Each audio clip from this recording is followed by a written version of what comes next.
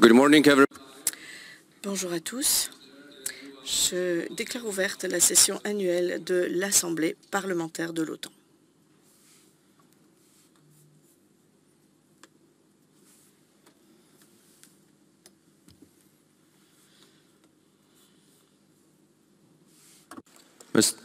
Mr. Speaker, Monsieur le Président, Madame la Première ministre, Monsieur le Secrétaire général délégué, Excellences, Mesdames et Messieurs. Permettez-moi de commencer par remercier notre hôte, le Folketing et les autorités danoises, ainsi d'ailleurs que le président du Folketing et le chef de la délégation danoise d'avoir organisé cette session dans la belle ville de Copenhague. J'aimerais saluer les efforts de notre ancienne présidente, Joëlle Garriaud-Maylam. Chers collègues, cela fait à peu près 600 jours depuis que Vladimir Poutine a décidé de relancer son invasion brutale et illégale de l'Ukraine. Sans provocation, sans justification. Près de 600 jours que la Russie répand la souffrance, la douleur, la mort, terrorise un pays en attaquant les centres-villes et les infrastructures essentielles. Le peuple de l'Ukraine fait montre d'une remarquable résilience. Nos amis, nos partenaires les soutenons. C'est la raison pour laquelle les troupes russes sont sur la défensive. Mais ne nous leurrons pas. Le but de Moscou est et reste de mettre à genoux le peuple ukrainien, l'Ukraine, la démocratie ukrainienne. Le régime de Poutine veut mettre à feu et à sang l'ordre mondial fondé sur les règles et ses valeurs qui sont fondamentales pour le monde civilisé, démocratique et pacifique et pour l'OTAN. Les Ukrainiens ne peuvent pas vaciller, sinon ils seront rayés de la carte. L'Europe ne peut pas se le permettre, l'Amérique du Nord non plus, ni d'ailleurs aucun des 141 pays qui ont condamné la Russie dans le giron des Nations Unies.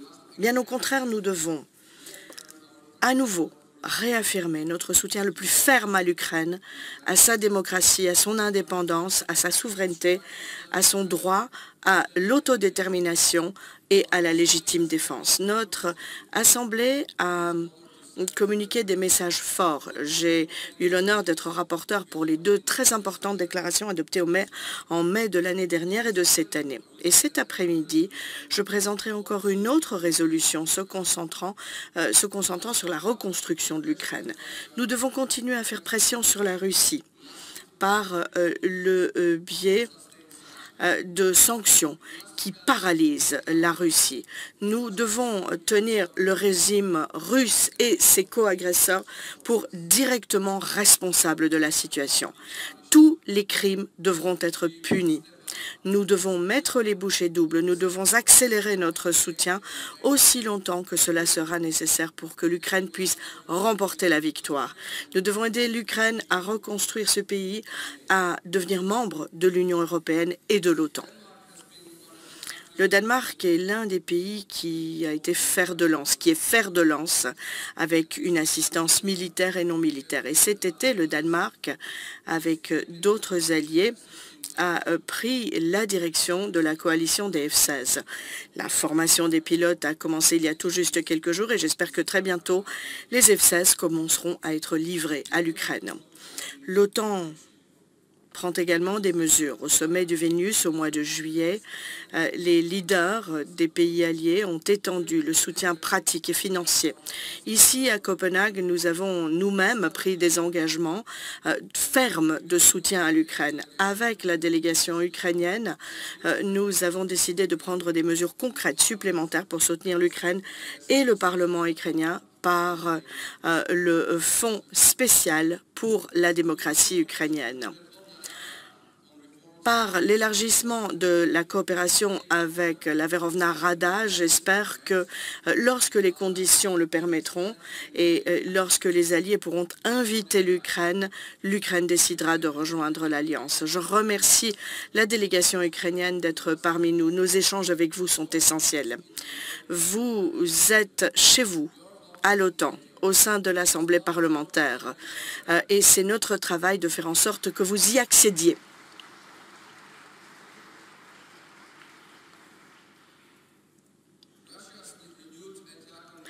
Les nouvelles attaques russes contre l'Ukraine ont à nouveau démontré que le Kremlin fait peu de cas des normes, des règles et des valeurs de l'ordre mondial international. C'est la raison pour laquelle la Russie reste la menace la plus significative, la plus directe à la sécurité des alliés.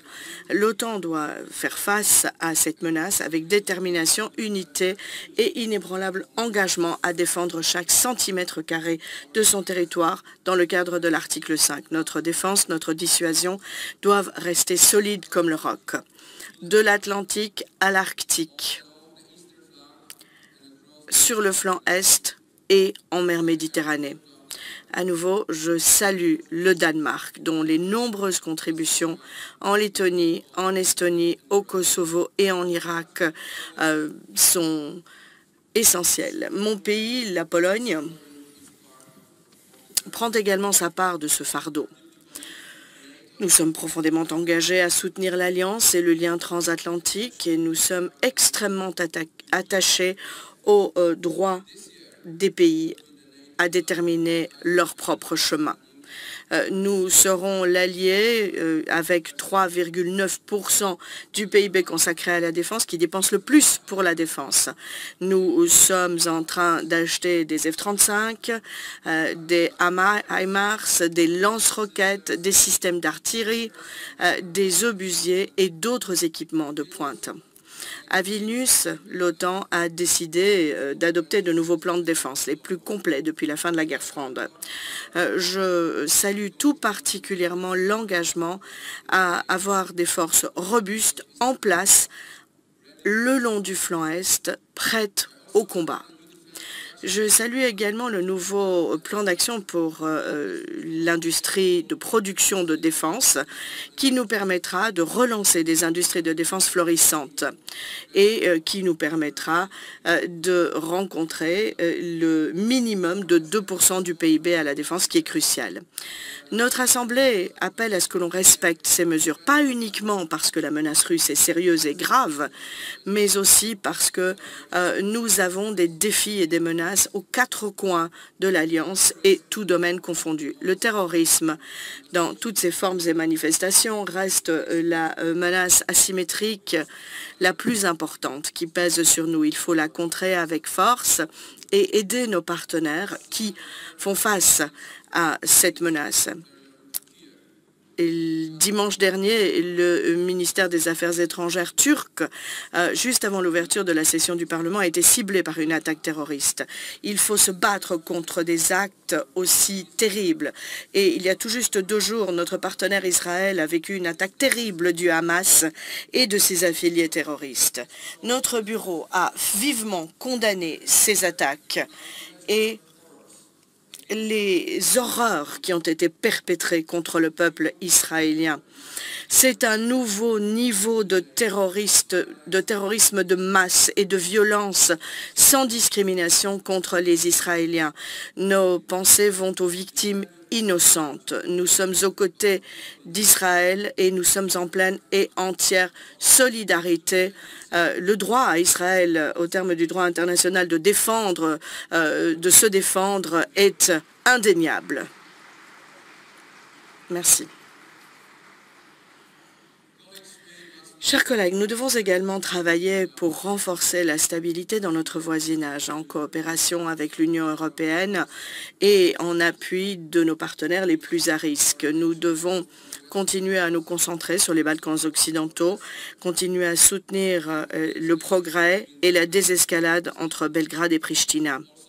Nous devons également soutenir une normalisation dans la durée des relations entre l'Arménie et l'Azerbaïdjan. Nous devons soutenir nos partenaires au sud. Nous devons également renforcer notre résilience face aux cyberattaques, aux autres attaques hybrides, face aux changements climatiques et aux défis énergétiques. Nous nous trouvons dans une ère qui est caractérisée par une compétition stratégique, par un conflit entre les valeurs. Les modèles alternatifs que proposent les pouvoirs autoritaires sont fondés sur la répression et le total déni des valeurs internationales. Tout cela vient à miner l'ordre mondial fondé sur des règles et tente de barrer la route à nos institutions démocratiques, à nos principes démocratiques. Et nos démocraties sont donc confrontées aux plus grands défis depuis une génération. Nos valeurs, nos institutions sont attaquées de l'intérieur et de l'extérieur. Nous avons déjà surmonté ce genre de défi auparavant. Nous pouvons encore le faire. Nous sommes capables d'encore le faire si nous comprenons bien les défis, si nous travaillons avec ceux qui partagent nos opinions aux quatre coins du monde. Dans le nouveau concept stratégique de l'OTAN, et à Vilnius encore, les chefs d'État et de gouvernement des alliés l'ont dit clairement, l'OTAN est unie, elle est déterminée à veiller à ce que les valeurs que nous partageons, démocratie, liberté, droit à l'autodétermination, puissent prévaloir sur l'impérialisme et l'autocratie. Les gouvernements alliés prennent des mesures concrètes. Et dans ces mesures concrètes, le moment est venu de créer un centre pour la résilience démocratique dans le giron du siège de l'OTAN. L'année prochaine, l'OTAN fêtera son 75e anniversaire au sommet de Washington. Mais je veux aussi que nous puissions y célébrer le fait d'avoir une structure à l'OTAN qui se concentre sur la défense des valeurs qui sont les nôtres à l'OTAN.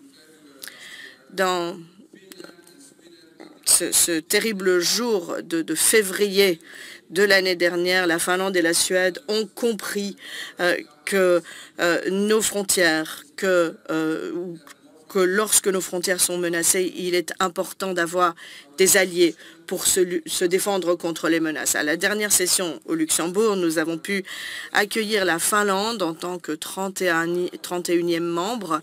J'espère que nous pourrons très bientôt accueillir la Suède en guise de 32e membre. Nos pays, nos citoyens sont plus forts s'ils sont ensemble.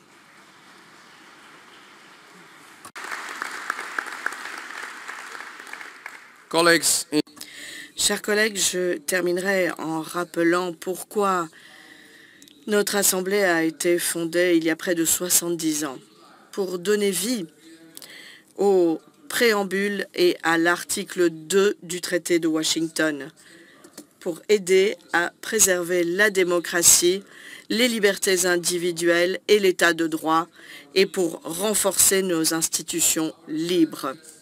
Notre défi a rarement été plus important, notre combat plus noble. Nous devons utiliser la puissance que nous avons, nous, parlementaires, pour plaider pour le soutien à l'Ukraine, pour expliquer pourquoi il est nécessaire de dépenser nos deniers à la défense, pour défendre nos valeurs démocratiques, pour défendre nos pays, pour défendre nos sociétés. Chers collègues, ces 3 derniers jours, j'ai vu votre engagement, votre détermination à renforcer notre alliance unique en son genre. Je vous en remercie. Merci à tous.